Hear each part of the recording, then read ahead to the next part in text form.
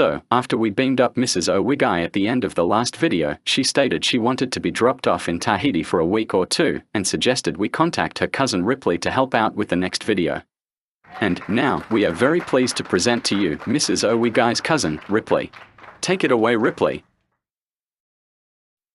What we have here is a nice picture of the 69 Bandmaster Reverb amp, with the main component board removed. The chassis looks pretty dirty, but it's already had a bit of cleaning done, trying to remove the spilled liquid solder flux, or whatever it was that was spilled on it when Mr. and Mrs. Owegi got the amp. Here is a good look at most of the original parts in the amp.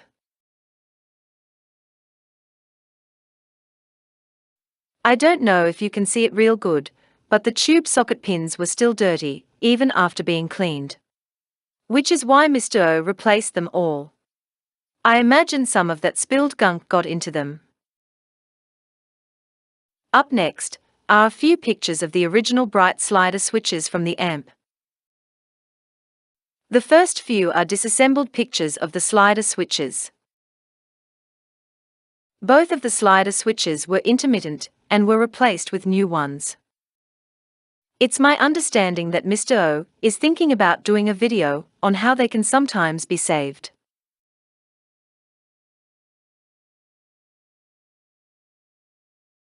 Here are two pictures of the new slider switches.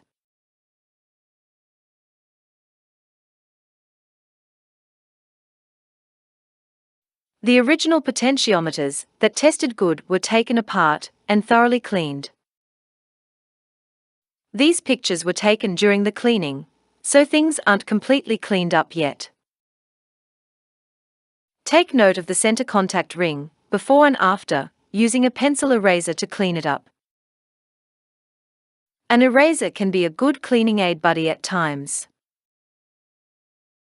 Here's the iron before being cleaned up, all spiffy-like. They're all original from what we can tell. The reverb transformer. The choke. The output transformer. And last but not least, two pictures of the power transformer. Cool beans.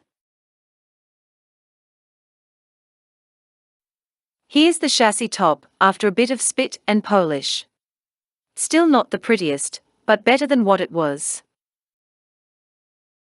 And here's the front and inside of the chassis, along with the brass ground plate, after some spit and polish. Here we have the 3 new belt and octal tube sockets installed. Next up, the 6 new belt and 9-pin tube sockets, for the 12AX7 and 12AT7 tubes.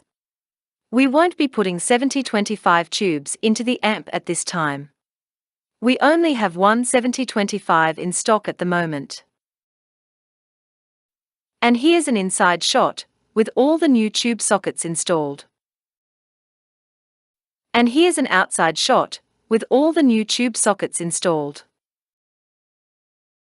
Let's get a couple quick close-up shots of the tube socket tops. Much cleaner and nicer than the old ones that were replaced. Up next, let us take an eyeball gander at the eyelet boards. Here we have both the original and new main component eyelet boards to the left. To the right of those on top we have the bias eyelet board. Below that, we have the filter capacitor doghouse. And to the right of those on top, we have the new filter cap board. And below that, the original filter cap eyelet board that was in the amp when Mr. and Mrs. O received the amp. Here's a closer look at the new and old filter cap boards. Close-up of the old filter cap board. Close-up of the new filter cap board. A look at the back of the new filter cap board. A closer look at the bias board. Here's a look at the original main component board. Unfortunately, this board had stray voltages on it and needed to be replaced. Here's a look at the new main component board. Mr. and Mrs. O ordered a complete set of boards from Mojo Tone. They seem to be decent boards.